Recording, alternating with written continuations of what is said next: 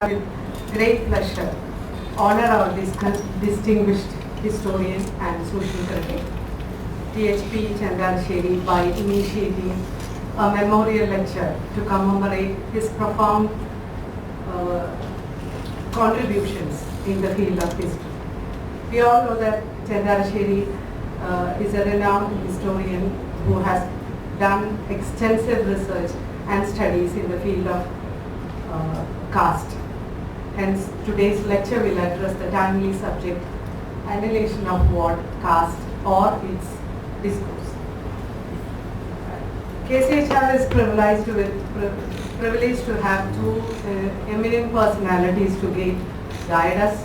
One is our chairperson, Professor K.N. Ganesh, who is chairing this function, and the other one, our beloved director, Dr. Professor Dineshan Vadakaniyil. Unfortunately, he could not join us for this function due to some unavoidable circumstances. I welcome Professor K.N. Ganesh as the chair of this function. Happy welcome, sir. Also, we are happy to have our eminent political scientist, Professor Gopal Guru, as our distinguished speaker. KCHR warmly welcome you to this, sir. And actually, I got this opportunity to welcome you as our academic coordinator, Dr. Fascia, is having some throat issues. So, for the sake of formality, I heartily welcome to Dr. Fascia. And we have our young researcher Pooja here. She was also busy organizing this function. I welcome Pooja also here. Our former director, Professor Agnima, is here. And we have an august audience to hear the lecture. And with a single brief note, I welcome you all. Thank you.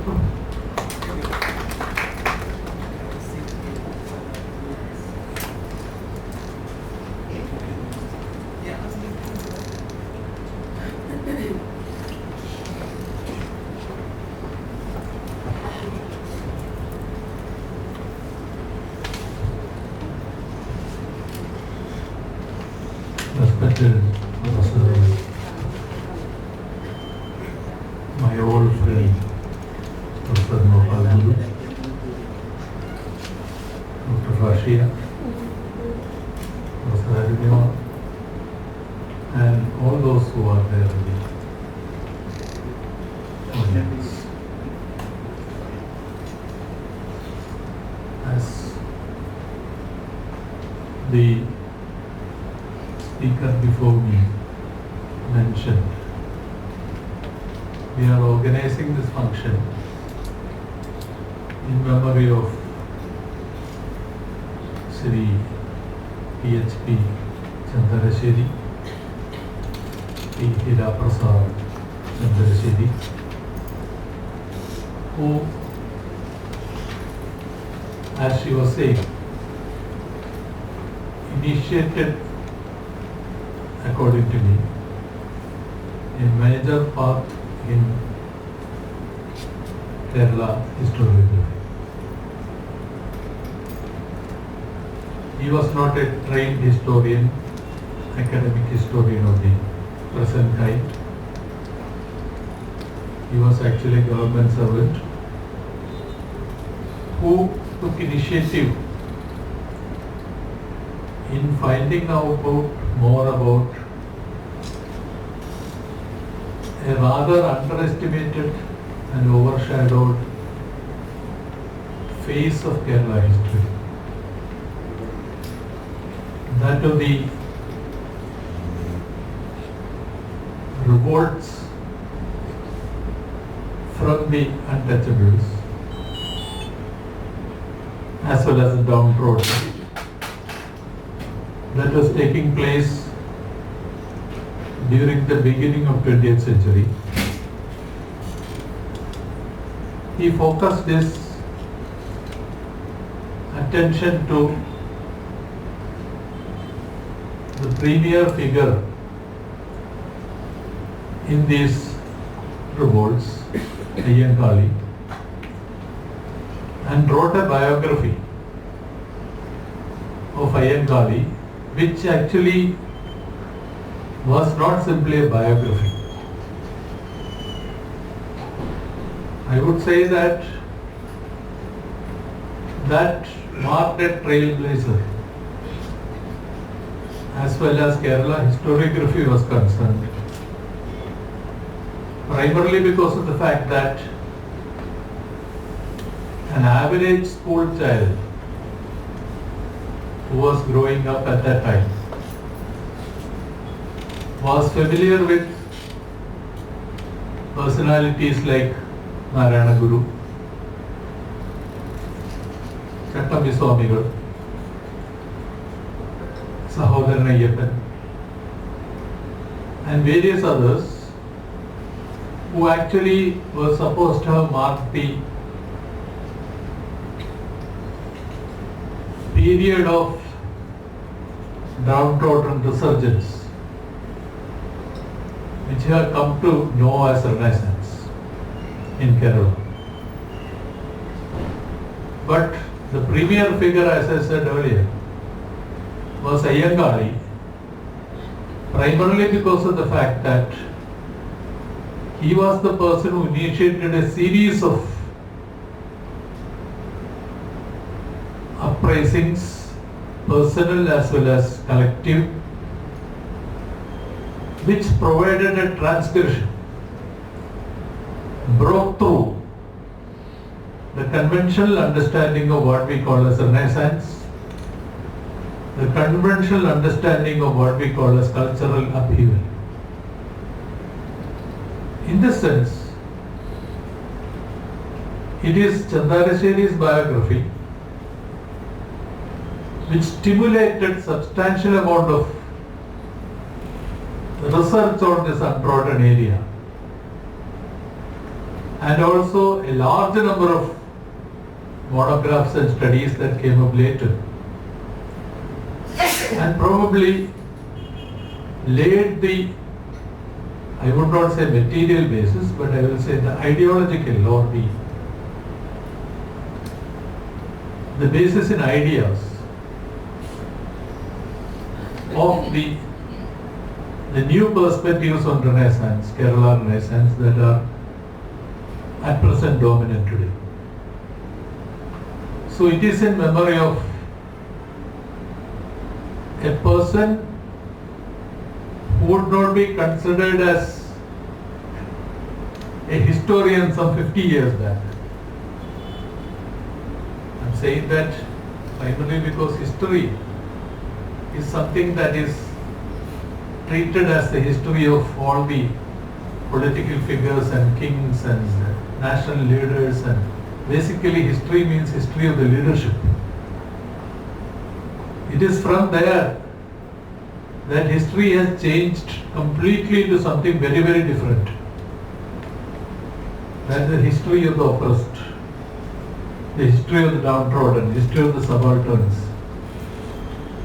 That change took place primarily because of the work of writers like Chentharassery. So,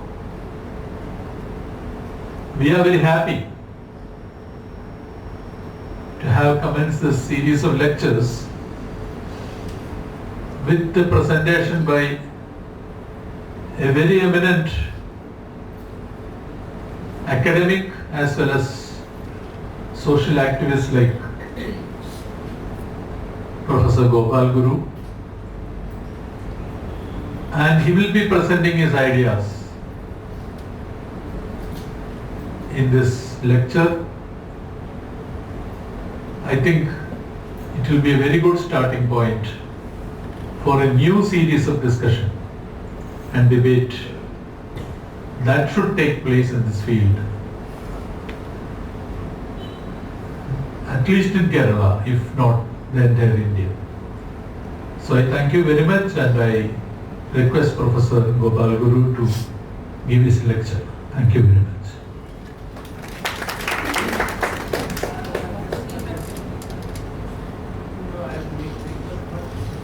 mind if I sit here and speak? Because just for the change, I'm reading from the screen. I can't keep it here. Can I keep it here?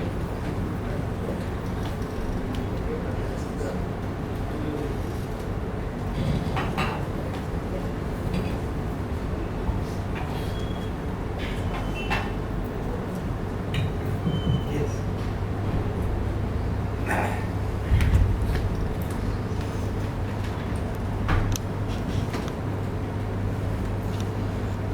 So, I think I was initially informed by Professor Ganesh about the importance of literacy, which is instituted in the name of one of the leading historians of Kerala. His full name I was trying to write down is Thiruvan Hira Prasad Chentharassery. Is it right? So, and the importance that is underlined by Ganesh is completely, I think Arunima will endorse that, completely legitimate, I guess. He deserves that, and I got new ideas from you, Ganesh, that, this is a new meaning of Kerala Renaissance. Which can be complete only in the presence of the history of the oppressed. Or the general conventional Renaissance can be complete only in the absence of the history of the oppressed. Can you hear me? Okay. So I'm making this in a complex point, a complicated point that the character. The intellectual character that Ganesh has very beautifully delineated was this Kerala Renaissance, and I am making this point with earnest appeal that the conventional Renaissance is complete only in the absence of the history of the oppressed, or it is complete only with the presence of the oppressed. So Ayinkali is one figure who actually appears so prominently to give a lot of significance to the very idea of what is Kerala's Renaissance. And of course there are leading historians, two of them are present, Arunima and Ganesh, and there are other trained historians who can always endorse this idea of the completeness of Kerala's Renaissance. So thank you very much for inviting me to this talk and also introducing me to this new chapter in the history of Kerala. I've been reading in bits and pieces Ayinkali, but I must read the biography of Ayinkali written by, as is known as T.H.P popularly, into English. It was written in 1960s, I was told. So if you can really, somebody can take initiative and translate this into English, it will be a great contribution to the very understanding of Kerala's Renaissance. So I thought I would pose a question: annihilation of what? Annihilation of caste or its discourse itself? So I'm raising this question because I'm being skeptical about both the annihilation of caste as a practical problem and discourse as its reflective, its theoretical presentation or abstract presentation. Why I am raising this point? What are we doing with caste? Are we really eliminating it? If yes, what? In what form? Is annihilation the right term, or you need some other term? Can we annihilate caste? I mean, this is the word that Dr. Ambedkar raised in 1936. Annihilating means, annihilation is what? Annihilation is not something which is one time given surgery. Our disease which is practically visible. and it requires clinical medical attention. You can remove it and separate it from your body or mind. Is that the annihilation? How do you understand this? I think annihilation is a process which starts from for example, Annihilation in Kerala. It starts elsewhere from different points in time. This is one problem that we have to settle. What is annihilation? And the other one is the discourse. What do we mean by discourse? So discourse, the word discourse I will deal with in the last section of my presentation. And let me, for the sake of my own convenience, read out what I have written. I won't really bore you, but whenever you think that this is really going off the track, please stop me. I am a very democratic person. I won't mind if somebody says, please don't speak nonsense, so I'll stop, no problem. So I'm grateful to the organizers of KCHR. I think Gautam also is there. He has just come and just met me. Thank you so much, Gautam, for your invitation. So I am grateful to the organizers of KCHR for giving this opportunity to deliver a second talk on THP, a prominent historian and an anti-caste movement in Kerala. And I will use anti-caste also, so we can also put anti-caste within quotes. I also have some reservations about it. So I have reservation of 3: annihilation, discourse and anti-caste. But for the sake of convenience, I am using anti-caste. We have to qualify it. So, the prominent historians of anti-caste movement in Kerala, T.H.P, as is popularly known in Kerala, did a pioneering work that introduces us to the pioneering work done by Mahatma Ayinkali and later on Ambedkar. He also wrote something on Ambedkar, I was told. It is needless to mention to an informed audience like this and scholars, some of the trained historians like Sanal Mohan, Uday Kumar, Sanil Dilip, Ganesh and Arunima are present here from Kerala who know how important was the role of Ayinkali in creating anti-caste consciousness among the socially suppressed, economically exploited and intellectually silenced untouchables masses in the country. That's the arrival of the oppressed history to Renaissance. So, Ayinkali's efforts, as one knows from different studies, had multiple emancipatories I mentioned, and then Anish made a mention to it, such as dignity of women, right of the agricultural laborers, education for the untouchable children, freedom of movement via temporality and the question of universal suffrage for the untouchables. Ayinkali is known for his determination to stamp the public space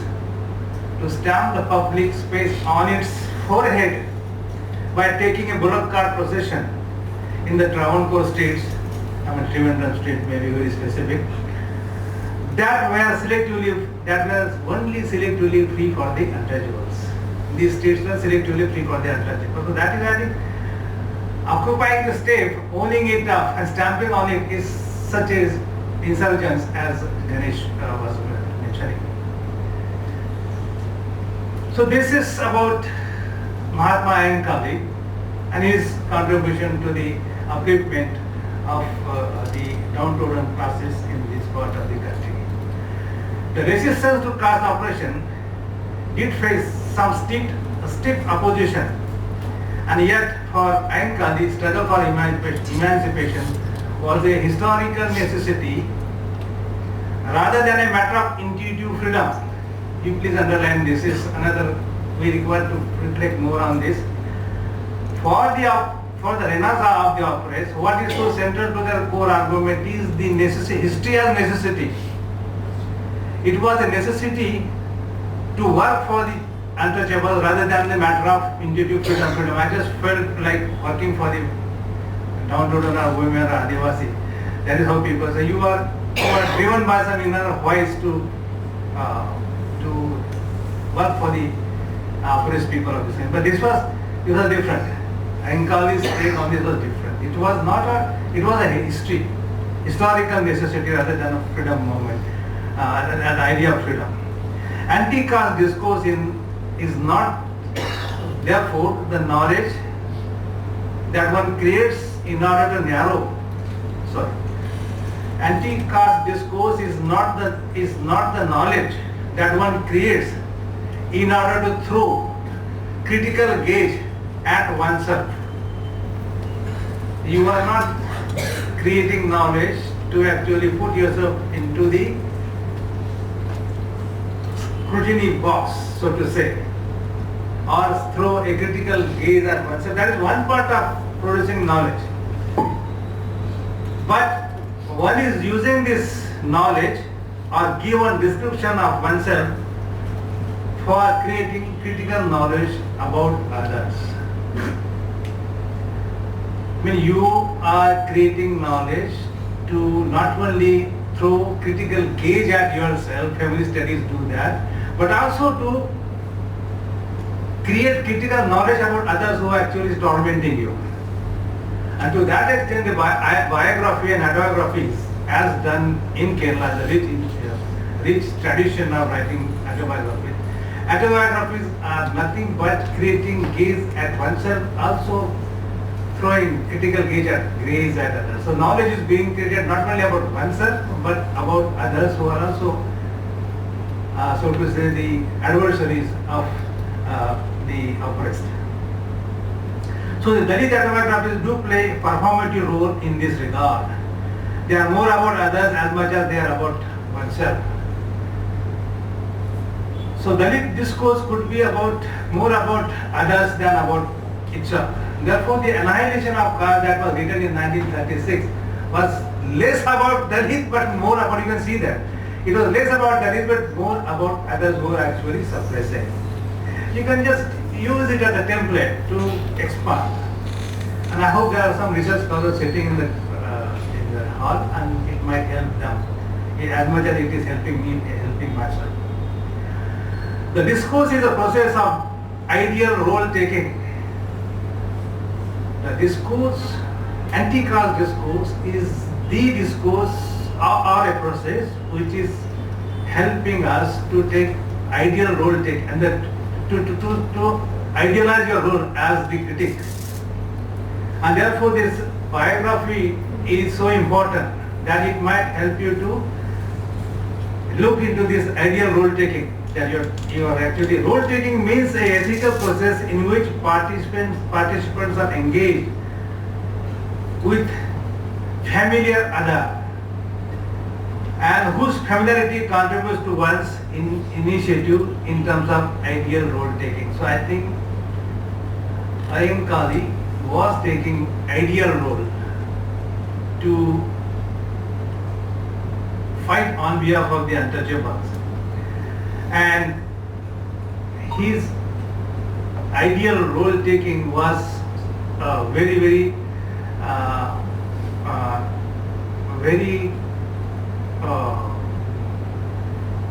ably, correctly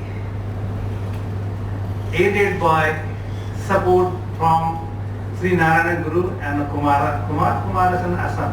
These two figures, these two great personalities from Kerala also figure in the very constitution of Mahatma Ankali, who actually led to movements against the caste oppression. Similar role taking, ideal role taking of Mukta Salve, a Mata SC woman, SC girl, in 1851 was supported by Savitribai Phule. So you require ideal role taking is not in exercise in isolation. It has to be done only in support with others, which always happens historically, as it happened in the case of Kerala. You have Sri Narayana Guru and Kumarasan Asan. These two people are there. But the question is, when you are taking ideal role in leading, taking a lead, and trying to become a bodhisattva, as they say, I mean, if you take lead in terms of advocate, you take lead in terms of articulating social questions without waiting others to take lead on your behalf. You don't wait for people to take lead on your behalf, you take lead. So that is one aspect of being Bodhisattva in a Buddhist state. Bodhisattva will always wait for his or her own emancipation till everyone is emancipated, so Moses. So that's how the Bodhisattva. So the Renaissance, concept of Renaissance is actually closely linked to Bodhisattva concept in some certain way. But these efforts are actually refuted by those who treat anti-caste discourse as a spectre. So, different turn to my talk now. Ayankali was a spectre, haunting all the time. Ambedkar, Phule were there, and of course, Periyar Ramaswamy Naidu. And much more importantly, Savitribai was the bigger spectre. She was the bigger spectre. But that we can discuss later. Refuting the power of a spectre of anti-caste. So why do they refute these? The spectre of caste acquires a body in the form of a text. So I taught philosophical text to my class students in JNU almost for several semesters. And we have a different ways of reading, discussing, analyzing text. We actually use a Western methodology to deal with the text. But here, text is a spectre. The spectre of a caste acquires a body in the form of a text, which even in its physical form tends to scare and haunt relevant people. It scares more when it is read. Because these texts send reminders through the constant referencing to annihilation of caste, for example, or patriarchy, for example. The tormentor does not want the traces of caste through its codification. Point to be noted. Codifications are always problematic. We don't want constitution. Dangerous. So, therefore, I think the verbal is visible, transitory, temporary, can erase out. It can dissolve into air. You can say and you get away from it, and this is what is happening. So the tormentor doesn't want the traces of caste through its codification.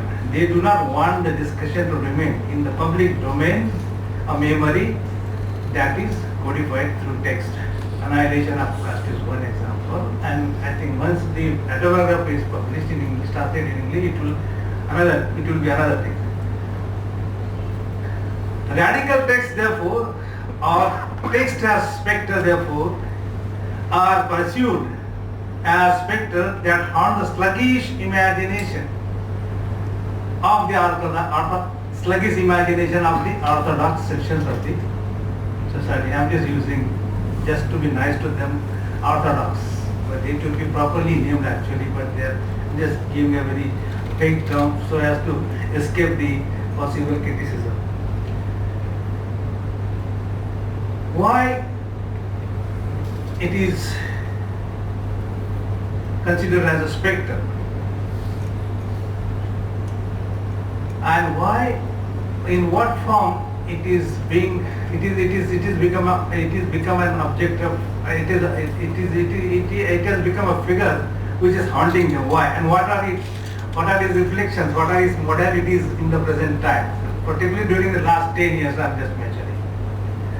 Opposition to the discussion on caste has been so intensified, particularly during the last 10 years, that opposition does not directly occur to the formal efforts at publicly speaking about caste, but opposition to caste discussion triggers off at a person who is seen as an embodiment of caste.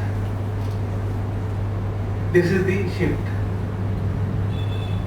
Earlier, and I'll repeat that one once again, 1936, when they withdrew the invitation of Ambedkar at Lahore, Jat-Pat Todak Mandal, they had read the text and they found something problematic with the text and they asked Ambedkar to modify it and tone down the criticism of Hinduism. To which of course Ambedkar said no, and then he could not deliver the talk. So they could really imagine the consequences of the lecture, but they stopped. They actually avoided those consequences by not asking, by stalling the discussion on caste or stalling his lecture on caste that he was supposed to deliver in Lahore in 1936. But today, you don't require a text. You don't require a text. You require a person from that particular caste who is considered to be an embodiment of caste consciousness. So suppose a person from the untouchable caste is speaking about any other subject other than caste, he or she is not invited. The primary reason is not that you have a generic identity or speaking on anything across spheres, but because of fundamentally rooted into caste. And that is the problem. And that haunts them so much. And therefore, no invitation. Invitations is withdrawn. And you can find this happening with people. Some people I know, but I won't judge them. So they are not even from scheduled caste. They are not from untouchable caste. Even then, their invitations are turned down. The person who is seen by the supporters of caste as an embodiment of caste is converted by former into a spectre, who is already considered as a troubleshooter, so to say. Even if this person is speaking about things that are not related to caste, such opposition gets further entrenched when a person has some connection with JNU. Your spectre is a double description of the spectre. Once you are a Dalit, you are a caste person, you speak about caste, and you are from JNU. So your personality is complete as a spectre, which is good. Thus the double of caste and JNU association puts a stamp which may put certain people into a psychological relief that they have been able to paralyze the troubleshooter into silence. But if you belong to a Iyengarist tradition, you will never say that you are silent. But those who have been stamped with a double disenabling description, however, do not see any reason not to react to the silencing of caste question. They keep on speaking whenever they get an opportunity. Thank you so much, KCHR. Either to write or speak about caste. The anxiety of spectre from which the defenders of caste system suffer was not ironically as honest as it was in the early 1930s, and it wasn't as simple and straightforward as it was in 1936. And I am just mentioning a little bit, just a small repetition. During the mid-1930s, the efforts to stop talking about caste publicly were honestly straightforward. Jat-Pat Todak Mandal honest in opposing. Thus, the organizers from this Jat-Pat Todak Mandal Lahore withdrew the invitation that they had extended to Ambedkar, and expecting him to make soft statements on the caste question was of course very honest and straightforward. Of course, Ambedkar did not change his statement and his arguments, because he was convinced that the arguments are actually directed to the future of creating Prabuddha Bharat or a decent India. Annihilation of caste is not the annihilation at all. It's not about oneself. Annihilation of caste is primarily about the understanding of the caste dynamics that are against the human flourishing. That's very simple, very normative text. It's not a sociological text or anthropological text. No, it's not. It is basically a normative text. But that we can keep aside. Caste dynamics are morally fragmentary, and fragmentation is internal to Hinduism. That's what is understanding of annihilation of caste. So this we can keep aside. And this, in my reading, is the essence of the text called Annihilation of Caste. However, the withdrawal came in the event when Ambedkar refused to change the content of the speech, and the spectre began to spread his wings, engulfing its logic. Even Nandi had to respond. So, so you have opposition to the power of the spectre, and this is evident in terms of Savitribai Phule, Jyotirao Phule, and Ambedkar. And I don't want to discuss that. I think it's also true of Fahim Kazi, whose efforts to start school we are actually opposed. That is the right. That is the historical evidence that we get from the writings on Fahim Kazi. So this is a refutation of the anti-discourse against caste, and which is T.H.P pursued as the spectre. The other problem that we see in the opposition to spectre is this, and I think this is a problematic reference I am making. The opposition to caste is not simply opposition to sociologically constituted hierarchical system of relationship. It's not that. It is more about the spiritual order they don't want to disturb. It's not sociological. So I think the spiritual spaces, you can disagree with me, the spiritual spaces are more sacred and therefore to be protected from the menace of untouchability than the mundane interests such as education and even water. They might say, look here, okay, you can make some progress in education and drink some water, as it happened in Chaudhar. There were opposition to that as well. But they said, okay, you can drink water. Hindu Mahasabha said, we have no problem. And Hindu Mahasabha members went to Ambedkar and said, look here, we have no problem. Others had problem, but then you just can't enter the temple of Parvati or Kalaram temple in Nashik. And I don't need to tell you what happens in Kerala. You know, and the recent controversy which is happening in neighboring state. So these sacred spaces are so important, and they are actually the baseline for the opposition to caste question. And therefore, everybody including Phule and Ambedkar and of course Periyar to some extent, are writing about the sacred. The critique of the sacred is much more prominent in their writings. So this is one important aspect that I thought I should highlight to your kind consideration. Therefore, the legitimacy of the hierarchical caste order is built around the sacred spaces, which in the metaphysics of the defenders of the caste system was the truth of the highest order. In the option between the temporal and the spiritual, it was the spiritual that motivated the opponent of caste reform to organize their power more against the spiritual interests than the temporal interests like education and water. Education provides rather a weak truth condition. Again, problematic. Education provides a rather weak condition for the defense of the sacred, for the defenders of the sacred.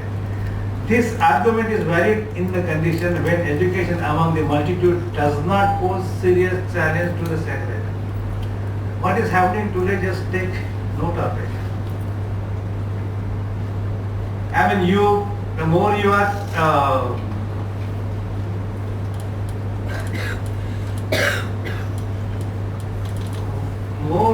weak in education, you are not educated enough, You have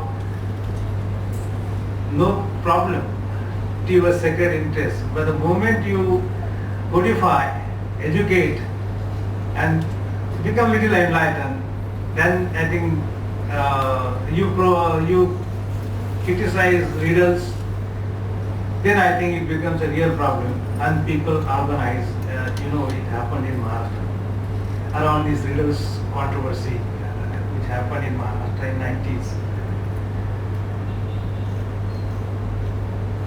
So when this is the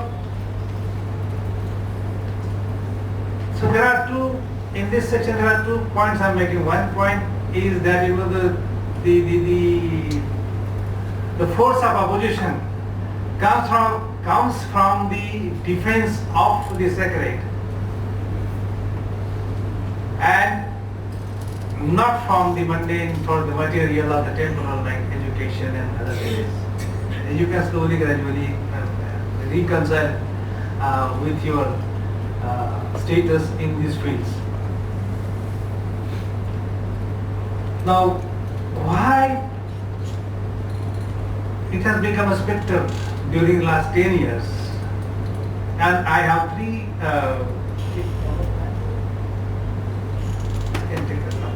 So there are two sections only. Now there are 3 conditions that can understand that can help us understand the fear of the spectre. Why Caste discourse has become a spectre and why they are opposing. One, there are three conditions or 3 factors or 3 aspects. Number 1, during the last 10 years, most prominently, most starkly, there is a kind of weakening of the spirit of liberalism. And that weakening of liberalism encourages people to silence the discourse on caste. And it's a very obvious point I'm making. I'm not making a very brilliant point. It's just the obvious point. You can see that. Less liberalism, more opposition to caste discourse. Less talking about the caste publicly. The institutional spaces that are supposed to critique caste practices, and that critique itself, institutional critique of caste, becomes so necessary for brightening up the future of egalitarianism. However, they have been slowly and subtly used by the interested parties to expunge the reference from the institutional spaces, the reference to caste from the public discourse that happens during, around through the institution. Critical references to caste essentially means affirmation of values such as dignity, equality, and justice. If your institutions, public institutions, universities and colleges are meant to actually promote, harness, conserve these values through your syllabus, your teaching transactions, shouldn't we talk about women's operation, caste operation, workers operation, tribals displacement, minorities subjugation? Shouldn't we talk about it? What kind of institutions we are talking about? So this is something which is happening because there is a growing intolerance and a serious undermining of the liberal principles, liberal thought actually. Anti-caste discourse, as pursued as spectre, keeps haunting those who would like to escape its presence which is taken to be morally painful. It is painful as it brings within a person a sense of guilt. And we have seen when you are internationalizing caste question, you feel so guilty, don't take it to the international thing.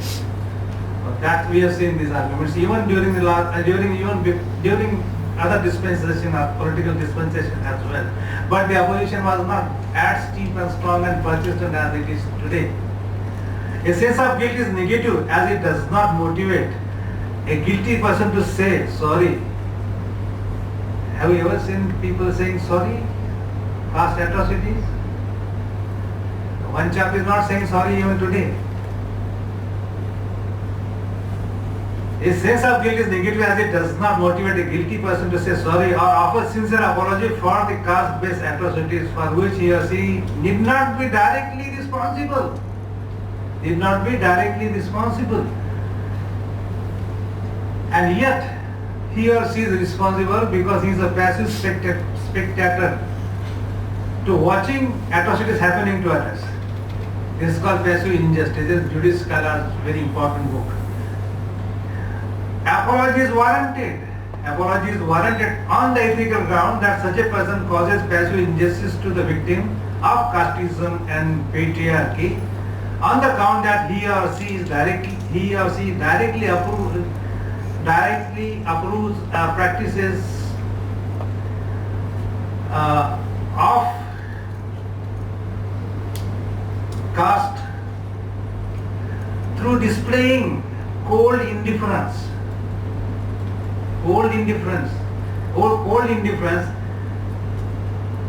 that defines insulating character of a spectator. Who is a spectator? A person who is a passive, who does passive injustice to the victim by not intervening but allowing the tormentor to do the injustice, watching it perhaps silently with cold indifference and maybe sometimes taking vicarious pleasure as well. As you find Dalit voice beaten up and it is being pasted on the social media and people take vicarious pleasure. So this is what it is. But a so-called a neutral person is not at all neutral, is not indifferent. He or she is involved completely. And I am not talking about the state and civil society. Do they really offer the apologies? Have you ever seen state offering apologies on caste atrocities in recent time? Yeah, I am not taking your exam. You have the answer. So it is in this sense, one should carry co-responsibility in terms of minimizing the expense of caste oppression. It is in this context I must congratulate KCHR for organizing my talk on the issue of caste. I am just taking one liberty. Point second. The first point is liberal values not given their due, they are not being taken seriously. And this is a bit academic, please forgive me for this. I would like to make this point with your permission. It is needless to emphasize that it is the double deficiency of a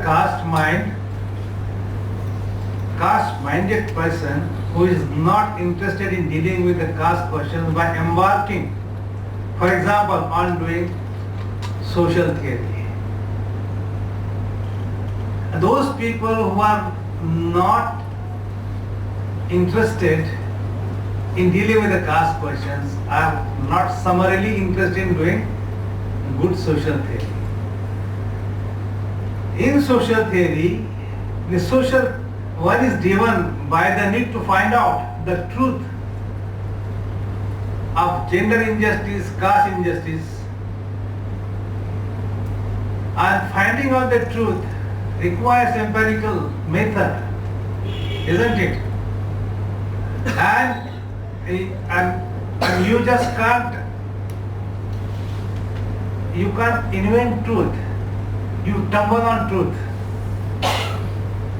You go into the society, you find that the truth is actually truth is not one single person's fact. Some that's a debate the facts and truth. The truth is a pattern of exploitation that is staring at your place, but you don't want to take notice of it. And the defender of caste systems will never be interested in finding out the truth because it is painful. Thus, caste-based data, research or enumeration, which are the truth conditions. They are not truth themselves, but they hold on to truth. These enumeration like census, why are people not interested in taking census? Is this. But you don't want to do not deal with this truth as social reality. So the caste-based the caste-based data, I don't know whether we have really got any report on SC/ST Commission providing data. Is that the reports daily? I don't know. I have not seen them for ages now. The caste-based data research or enumeration, which are the truth conditions on which social theory is based, are being ignored more consistently in the recent times than ever before. When at least you have reports. Which is why indifference to caste census and foot dragging by the official institution on collecting comprehensive data set on caste problem can be understood. The other epistemic deficiency that one finds with the caste-minded person is the lack of interest in taking normative theory seriously. So the first point is that they are not interested in social theory because they will force you to detect truth in the social patterns of your behavior, whatever, through empirical. But you are also not motivated to do normative theory because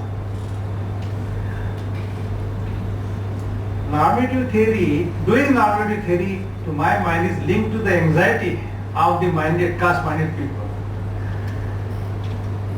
That they will have to actually question their own old value system in order to actually promote a new value system. For example, they will have to promote dignity over honor.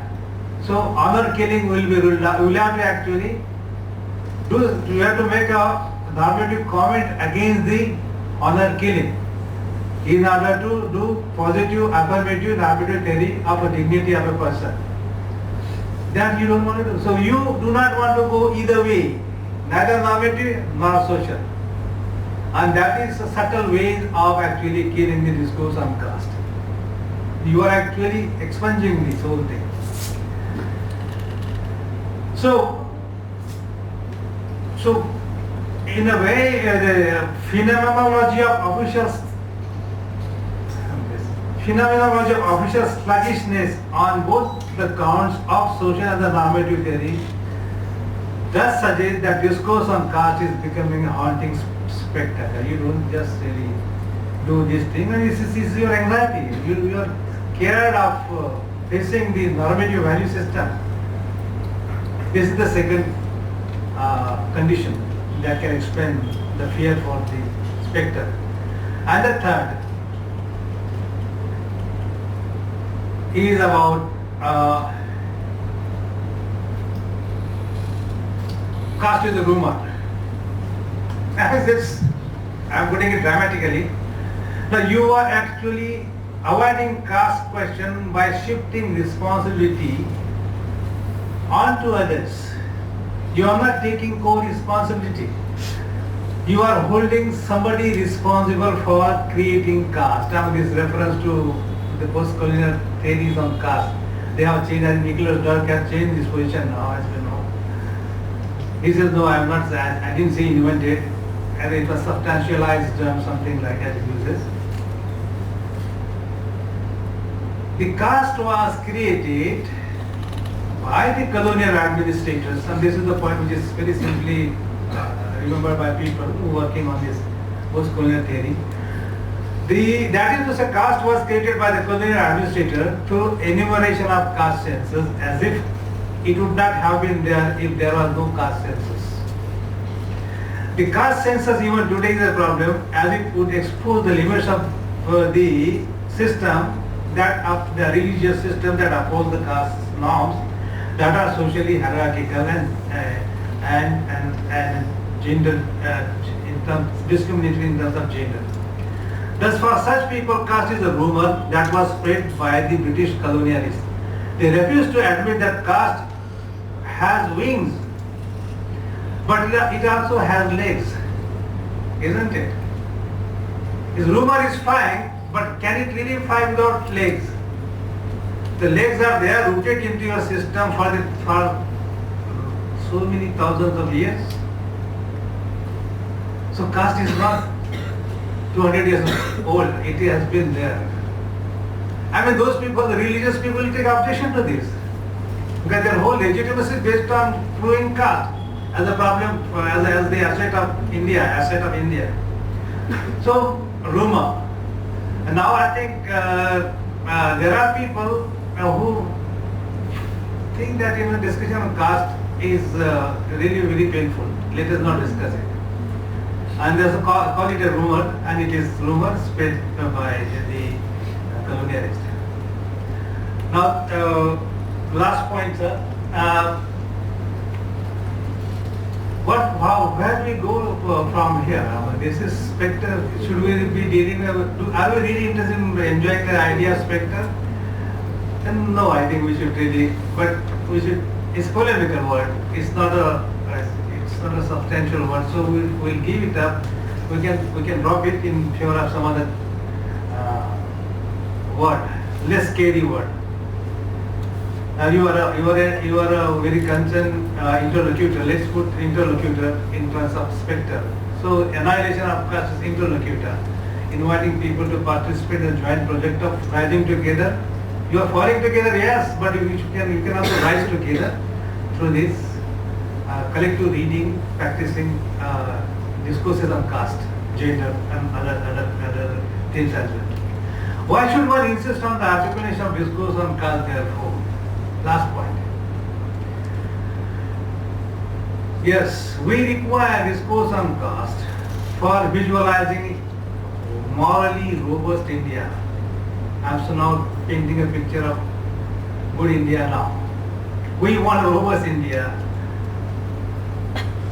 The robustness which has emerged from a robust argument, a set of arguments. Professor Sen says argumentative India, but we for the moment have a robustness of the argument. We also want discussion on discourse on caste because we want to make India more socially enlightened. And enlightened to the extent that you must detect the problems and solve the problem. For detecting the problem, you require concepts. And for solving the problem, you require conceptualization. So this is the connection between concept and conceptualization. When we teach methodology to our students, we actually bring this distinction into prominence. Because concept is the initial condition, conception is the essential condition. So we require enlightened India to detect the problem.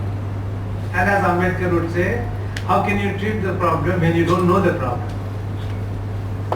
You go to the doctor will know the problem, then only offer solution to the problem. So you know the problem. For knowing the problem, you have to be enlightened.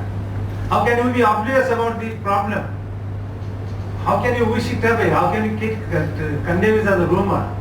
You are actually running away from the responsibility of actually naming the problem. So we should require India which is culturally confident. Culturally confident. I mean, you have a culture of sharing, culture of knowing, culture of criticizing on solid grounds. You must have justifications to make claims and counter claims. All that will come into play when you are culturally confident. You are not weak. So these are three images of India presenting. There are works on India. Philosophers have done work, but I am just proposing three.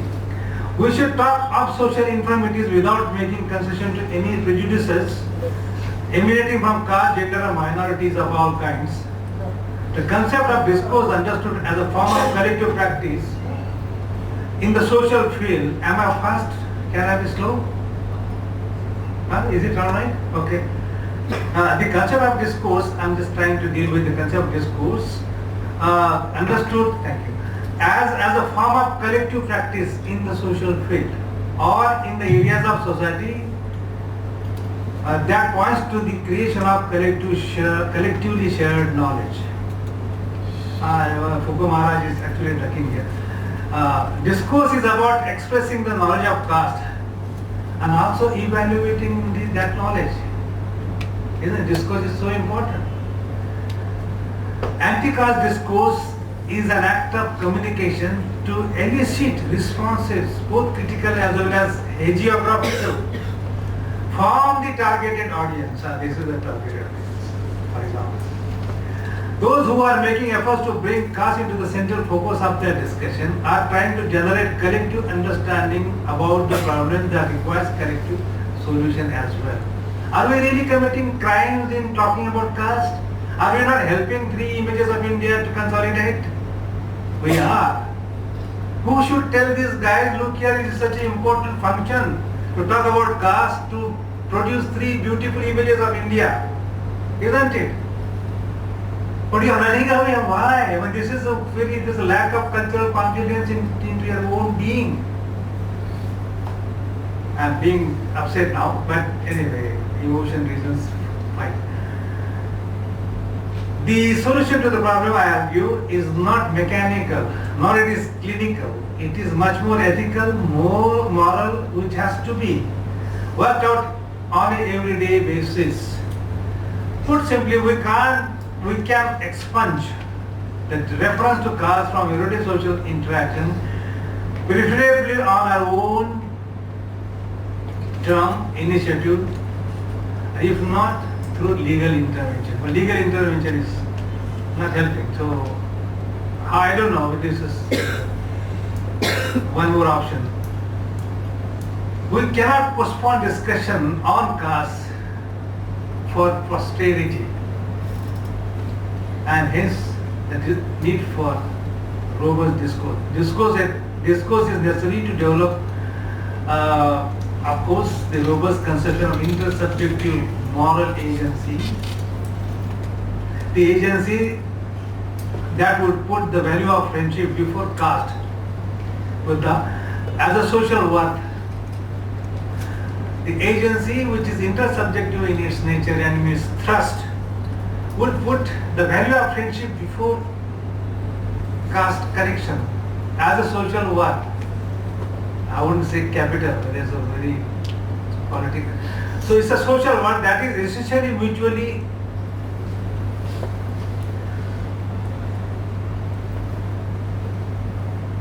enlivening. In our efforts to denigrate the lower caste, we end up degrading ourselves. At least morally, you fall together.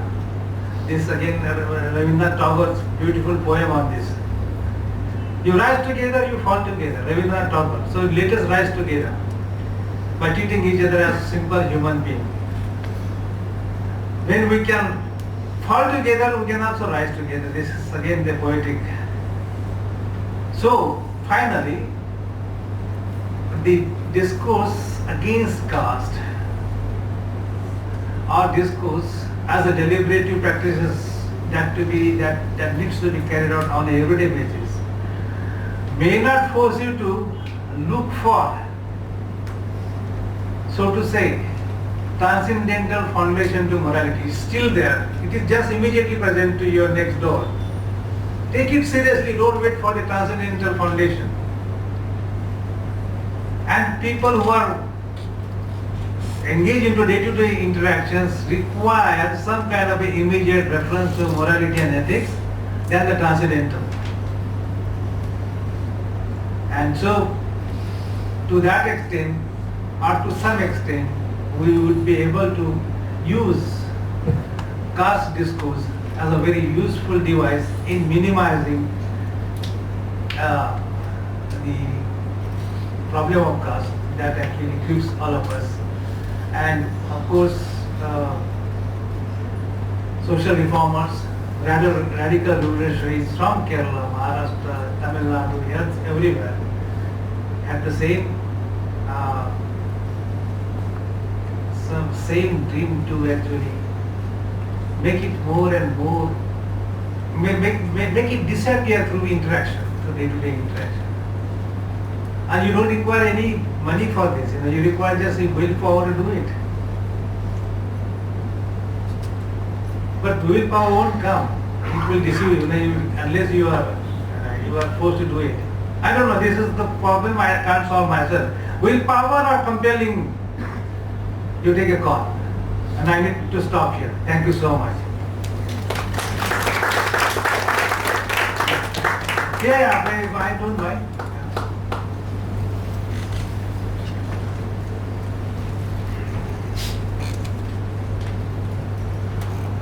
So thank you very much, Professor Guru, for very thought-provoking lecture. He is happy to invite questions from the audience, and if there are any, please shoot. And I just want to make one comment, which is probably, I thought that he was continuing an article which he wrote some time back. 10 or 20 years back. The need for caste to have a theoretical. 22 years back. 22 years back he wrote an article on that when the caste, in other words, were actually proliferating all over India. He said that there should be a theory of looking at caste. And I think he was trying to provide a theory at present. So I think you can discuss it now, whatever questions are there. And I would like to just, not a question as this, but a thing that suddenly struck me, because we are into this, some discussion on Sanatana Dharma recently in Kerala for some other reason, which is nothing, for some other reason. And I was trying to look into this core text of Sanatana Dharma, which is actually Bhagavad Gita. And Gita, I thought, was trying to present a theory of caste from a different, probably very interesting position. That position is that the question that was asked was that, Sanatana Dharma could be Jati Dharma or Kula Dharma. That is a question that was asked by the naturally confused Arjuna to Krishna. The answer was very interesting, I thought. See, you should not look at the materiality of Jati or Kula or the body. The body is evanescent. It will be born and it will disappear. What is necessary is that the self will be uncontaminated. Nothing will destroy it. Nothing will make it disappear. And what is necessary is to treat your activity as Swadharma. And the Swadharma will be that of your existence as belonging to a particular Varna. That is, Arjuna is a Kshatriya, follow your Dharma. That is, you've got a curious kind of transposition of a particular position on caste, coming from birth, coming from your kinship, coming from all the material forces that make caste into being, and transpose into something transcendental, sacred, self. That makes the caste possible. So I'm just making this point, and it's a, so there is a theory of caste for the people whom one considers as the perpetrators of caste.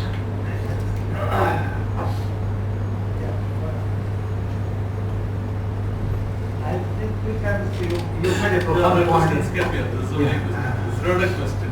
No, it's very important. Sir, please go back.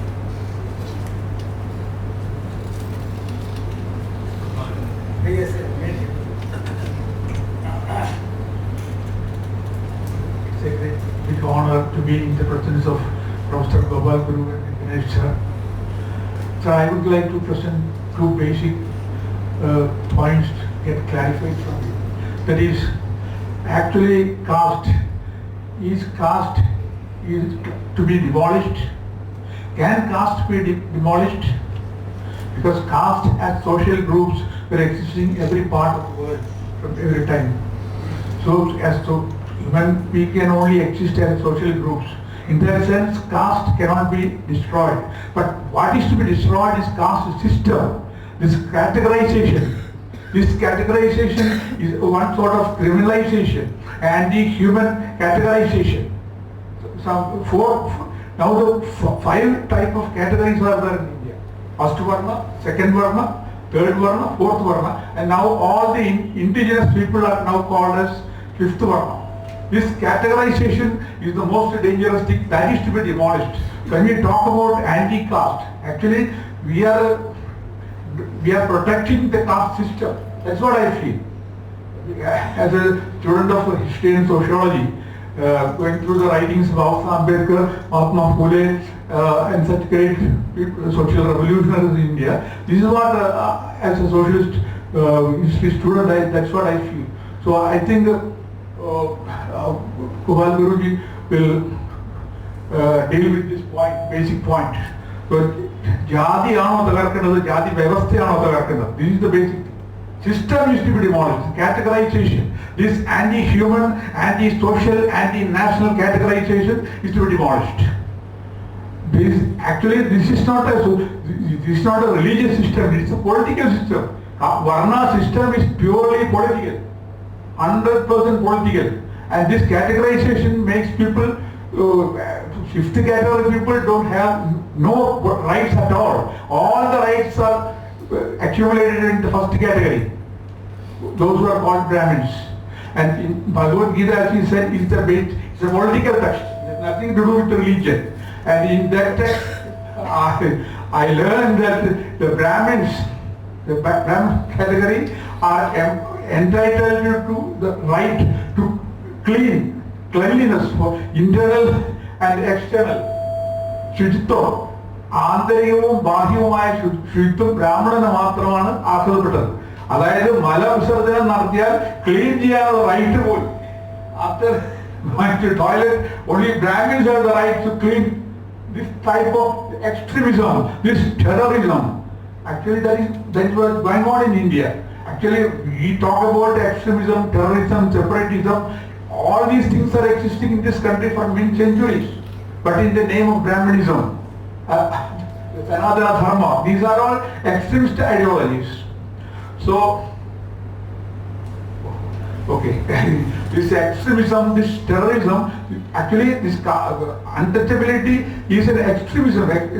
This type of extremism is never mentioned. And Mahatma Iyengali, the indigenous people of Kerala call him Mahatma, but the caste Hindus, they never liked him to address as Mahatma. So, and other things that we have two Mahatmas, that is one Mahatma Phule and one Mahatma in Kerala. Of course, there is a Mahatma, Gujarati Baniya Mahatma, is the Mahatma of the caste Hindus, Sanatanis. Yeah. So, this caste issue is a basic issue. I think that strengthening caste is the most important thing. By strengthening each caste, we can demolish the Sanatana Dharmas. Demolishing caste system is the most important thing. System degradation, this categorization is to be demolished. See, Nambudris, Iyer, Rajagas, they claim they are Brahmins. Did any mention in the Vedas about they are Brahmins? Ask a question. Yeah, so this basic thing, this is the basic question. Caste is to be demolished or caste system is to be demolished. This point. Fine, that's enough. Oh, thank you. So please ask questions. Go. Sorry that I made a comment like that. Please ask questions. Very precise, like very short. I'll be sticking to questions only. So the differentiation you made, like sacred realm and the mundane realm, that the caste Hindus should protect the sacred realm more than the mundane. Do you mean, like the differentiation come from the material and ideal? Does that differentiation actually come from the material and ideal? This is the first question. The second is like you mentioned that Nicholas lyrics has changed his position, the caste of mind. But just give a brief idea about what change actually has taken place. And third is, there is some kind of a liberal argument which says that it is the very same anti-caste discourse that is reproducing caste. Like Srinivas and us, by the end of their time, yes, the caste as a system has gone. It is their very anti-caste discourse is reproducing caste identities and so on and so forth. And how do you see that?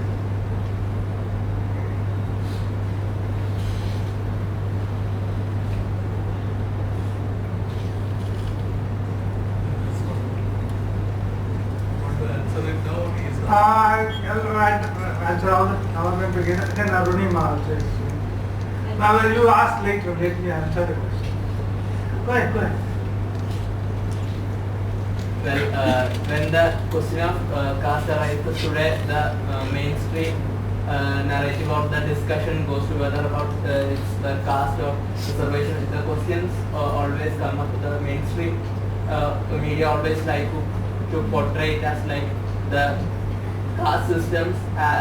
We are today the reservation exists because the lower caste has suffered a lot of discrimination in the past, and like now there is no discrimination. So to match up with the economical disparity, the reservation exists till today. That is the mindset among my generation. But the discussion of the discrimination that exists in the society within today and the discrimination of the lower caste that exists, whether the issue of Rohit Vimla or the issue of the Hathras girl who was raped and burned alive, and also those issues with, on the basis of caste are not brought up in the society today.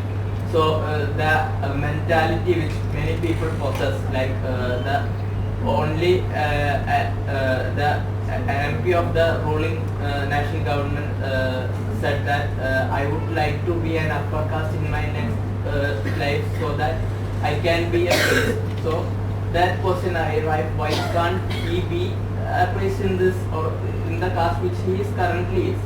So that question is not brought up in the mainstream or not even the among my generation. That discussion is not held. The discrimination that we experience today. He's just extending my point. Yeah, I mean that's why you don't. And just respond to your last question is to say that whatever I am proposing to put across, you are actually endorsing. Why certain questions are actually wiped out from the public imagination and discussion? Because you do not talk about caste in its real cruel nature, because that is not good for your moral health. You can brandish caste with this rough edges and say, look here, I am upper caste person. Some people do it, but it's not, because the pressure of the civil society is so much that people begin to adapt, and as you can see happening today, what is called the blue revolution, as they call. So it's very, very true that people don't entertain questions that are uncomfortable, and they are actually pushed out from your imagination, your articulation. And so that is the point that would very well gel with what I was saying in my talk. So there are three questions my friend has raised. The ideal and the material. Where does the caste system, caste as the reality exist? And it can't exist at the level of material existence. unless it is elevated to the level of metaphysics as Professor Ganesh was talking about.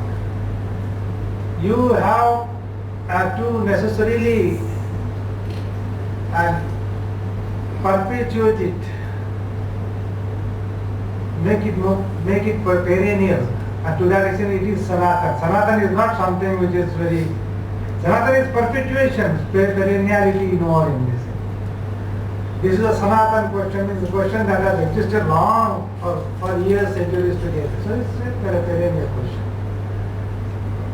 It has a time process, so it has to be rooted into the time process. And that is not a metaphysical time, as Sanatan would be. It's a time which is lived time. Yeah, from this place to that place. So Sanatan in that sense. So it has to be idealized. And M.N. Srinivas does it through Sanskritization. Yeah. All the lower castes would like to become upper caste. It's a role model, Sanskritization, you know, and which to which Phule provided a very devastating critic.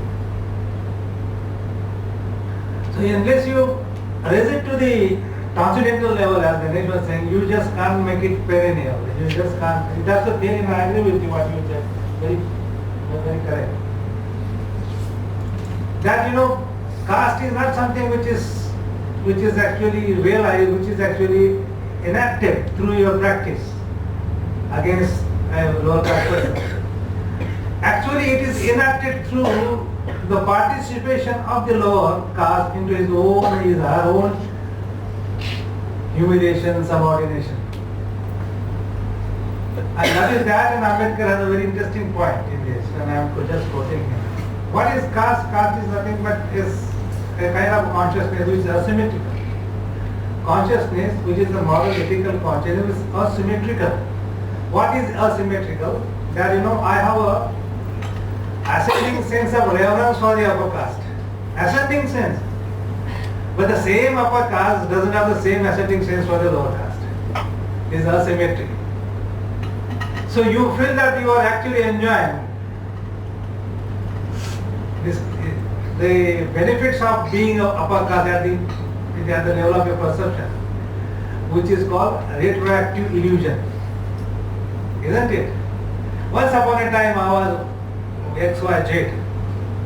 That is retroactive illusion. So unless you idealize at the level of the people who want to really break that idealization, that's the point. And fully everybody is actually attacking that. The metaphysics is on the radar. And so there's a debate, you know, Ganesh, Ambedkar Tilak debate on Gita. So it is, the material has to be idealized. The material has to be idealized. That's why the politics. Nicholas Duck said, you know, you are substantialized. It's not invention. Caste is not invented by the British through procedures, documents, archival material, enumeration. They have just substantialized it, enumerated it, you know. It was not there, it is now, it has become known to the public imagination. Substantialization. And so the last point is anti-caste discourse produces caste. I think it is something very, it is giving a lot of concession to those people who are other, those people who do not suffer from the caste consciousness. Their consciousness of being an upper caste is invisibilized, did not be discussed.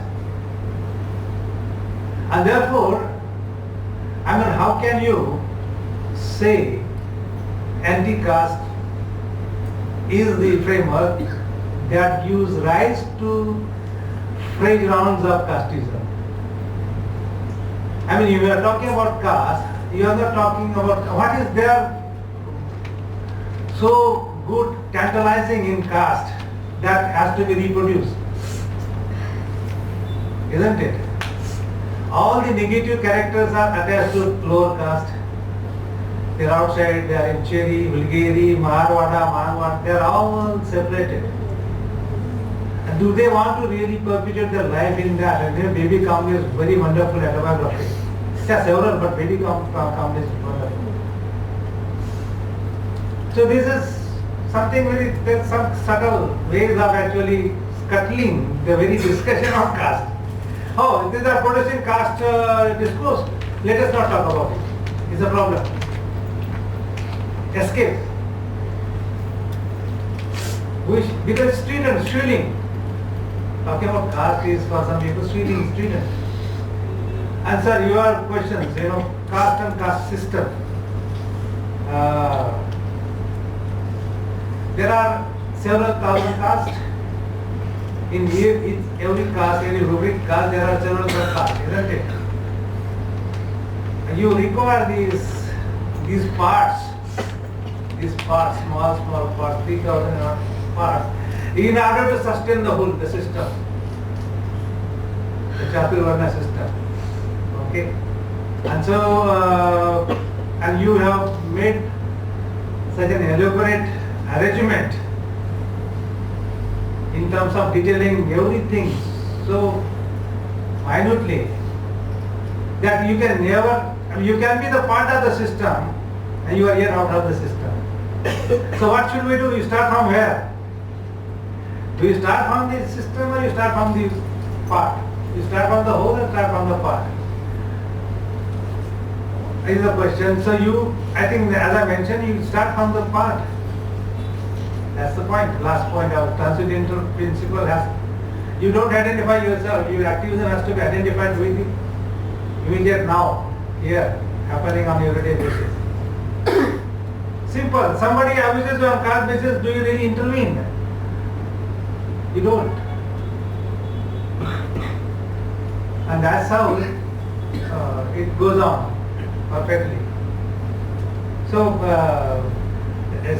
it is a system, but it is always understood as a sociological, not a metaphysical. Metaphysical is only the whole. And all the parts are feeding into the sustenance of this whole. Okay. The idea of Bhudeva is a whole, and you all feed into that. From Aikarya onwards, everybody is actually escaping that. Creating new whole, if at all you want to create a new whole. And in Platonic analogy, you have a black hole is a cave.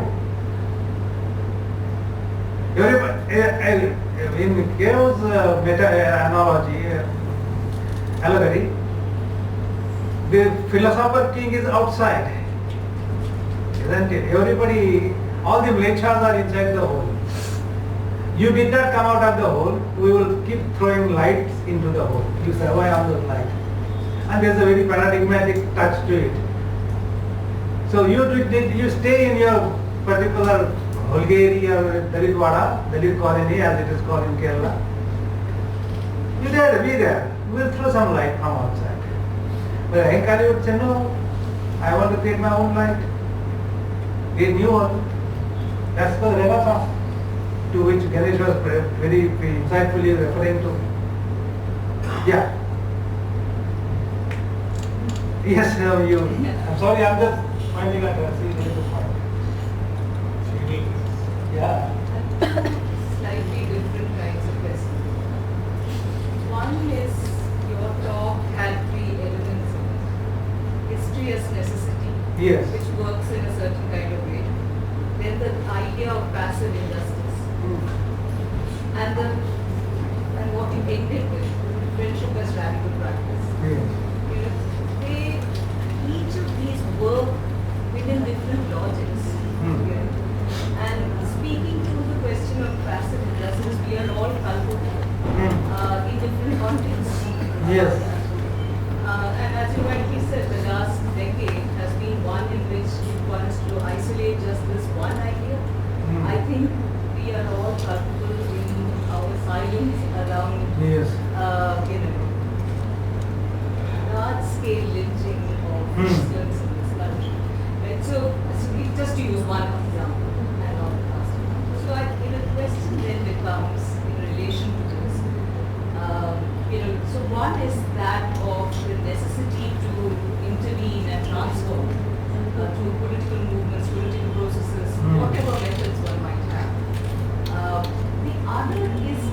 some kind of way of transforming the self, sort of removing the passivity in some senses, right? So what is that trigger that actually enables? I think that's a question that has been troubling people all over the world, which is the turn to ideas like social love and so on, and friendship as practice, and that's not just true for, of course, as you rightly said. I mean, there have been so many our kinds of genealogies of thinking about that.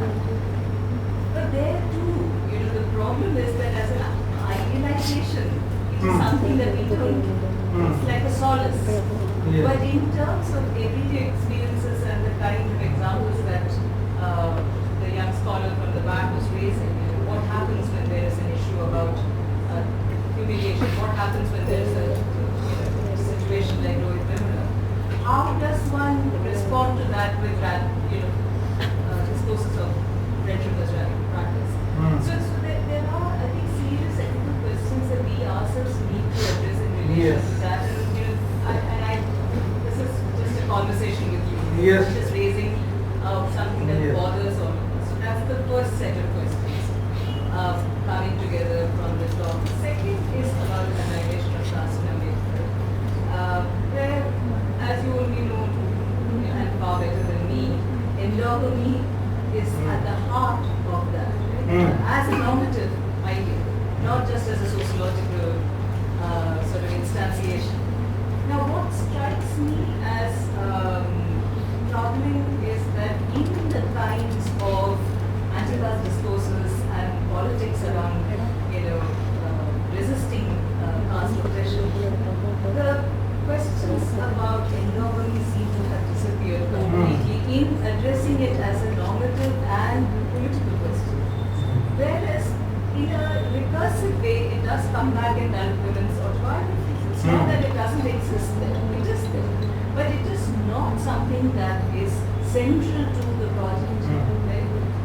It would be interesting to hear your response. Yeah. The two big sets of questions. I was expecting this lapse that there is not much discussion on caste and gender, and though we have references to Ankari's fight for what is called full body clothes, something. I don't know, there was this big controversy and he was fighting for he was trying to define what is social worth and what is the idea of attire. And that, of course, you know better than I do. The dress, the upper cloth controversy. And it went up to the court. And who took? And the upper caste women took it to the court, went below the dignity to now women wearing this like us. Something really very interesting. Yeah, they took it. I don't know. But caste question of course is important, but I agree with you that there is a silencing of caste question, the gender question in the caste. Though it has been permanently brought forth through the advice office, and in baby complaints I would really on priority suggest that is the most important advice office written by any Dalit woman. So the internal critic is so strong in that advice. So somebody calls Dalit patriarchy is democratic. Baby Kamal says sorry. It's not the case. How can it be? I mean, these two terms are antithetical. They are terms in contradiction. Democracy and patriarchy, how can they be together? But there are people who in popularity play, what is it called? A flash of popularity is democracy. Dalit patriarchy is democratic. No patriarchy is democratic. So that debate has not taken place, deep roots in even the Dalit discourses on caste. So Don't you think that the lower caste, upper caste terminology is racially political? And don't you think that it is to be replaced by native caste? For example, I have been following Vidya Rajshekar. I actually disagreed with him on this point. He had some problem with reading with race and caste questions, but we'll take it up later. But let me continue with what our scholar was saying. So, how to bring in with much richer theoretical possibilities. The question of gender into the caste discourse or caste discourse into the gender discourse. Better caste question into the gender discourse. Without prioritizing their significance, but you just try to bring them. So what are those possibilities? How do you do it? One is the category of labor, and you'll find out how Phule and Ambedkar looks at the category of labor, and what are his conception labor and feminist labor. And you will find that he has certain conception of labor which is universal, which is not specific to caste. Therefore, women from Dalit caste cannot be reduced to that particular labor. Their labor, you may not like this idea, in this start with capitalism basically, the labor has to be competitive. At the same time, universally attractive. These are my words, not Ambedkar's, but he's suggesting that. Unless you make this double criteria, you just can't accommodate caste into gender question. Gender becomes much more universal because you are universalizing caste through labor, the reconfiguration of the concept of labor itself. So labor is not this question is being raised by people in Mumbai on the question of sex workers, the Devdasi and the sex workers. So Ambedkar is giving this profound answer to this. That is the immediate task, that you must actually redefine what is labor, and then only you can actually make intervention into the gender discourse. Gender discourse can become then universalized. It is not the question. It's not simply the Dalit discourse or upper caste family discourse. It's the discourse of women in general. And that generalizing is achieved only through reconfiguration of the concept of labor. And also add this in this conference, part of it, not much. So that is one way of bringing the question of gender into the caste question, or vice versa. Okay, this is the endogamy point. But this is wished away by so-called economists, so-called social scientists. Now the first set of questions you raise is important, and can I really, am I mixing different logics together? I mean, that's the point well taken. Because in our country, you become indifferent,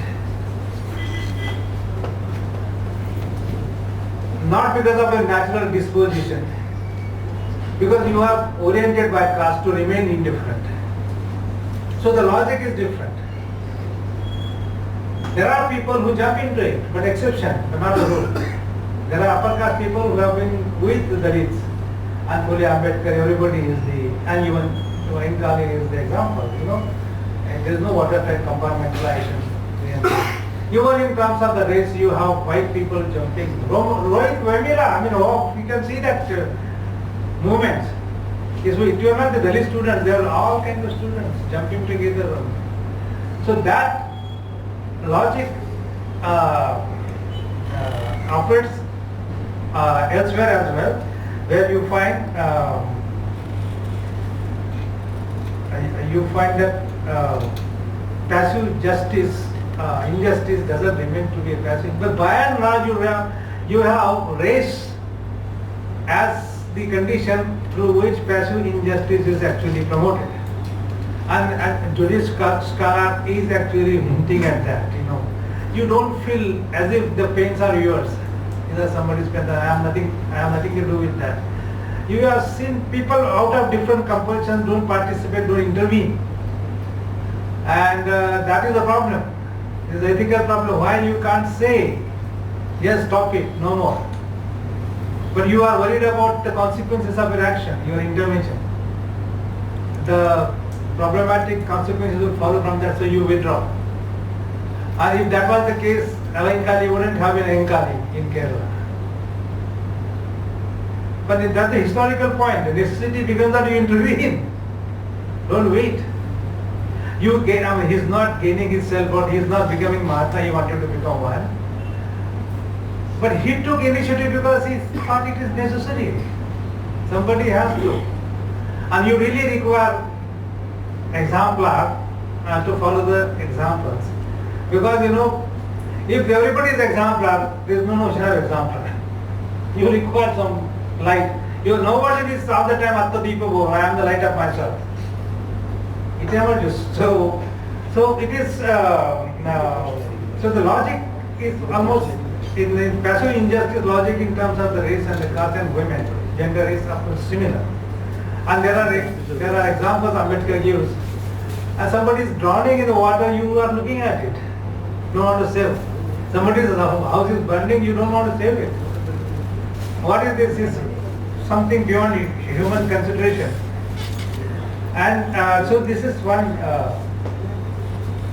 So the ideal role taking is because of the historical necessity, not the freedom. It's not a choice given to you. It's not a, I will be friendly with you today, but may not be tomorrow. That arbitrariness is not there. It is just consistent. And friendship, when I'm talking about the Maitri question. This Maitri, not the love. Yeah. So it is just to give it a try. Give it a try. No solution. If say comrade, first one, say comrade, how are you comrade? That is good enough. Isn't it? We used to all say comrade, how are you in JNU days? I am JNU, Ganesh were batchmate actually in JNU. The language of JNU those days was different, absolutely. So intimate at some level, And so Maitri is something which is ethical. And it's not simply one-sided, it's mutual. You must start from both the angles together. But you should start. Invoking starting is important, and for that, you require to have some knowledge of the principle which actually exists outside your Maitri framework. Okay, so culpable we are all. Don't intervene. At least I have reviewed my burden through this invitation. It is not comfortable. I could speak something. Okay, so is that fine if I stop here? Okay, thank you.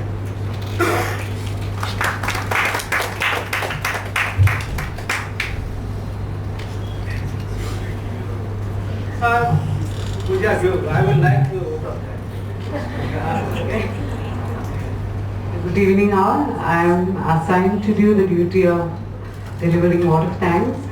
On behalf of the entire KCHR, I would like to extend my sincere gratitude to Professor Gopal Guru. It's really personal also because I used to audit his classes back in my JNU days during my MA when I joined. It's really crowded classes.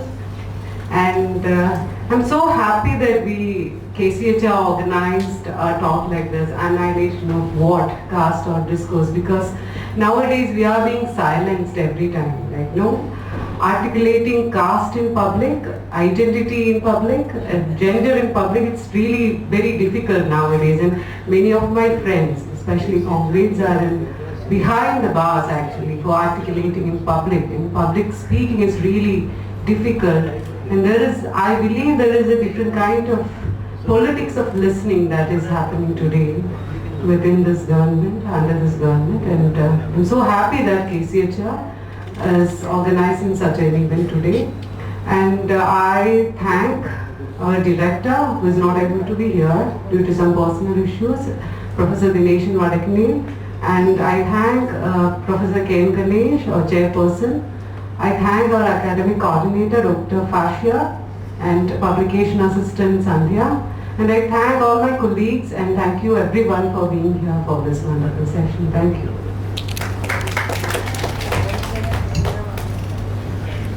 Yeah.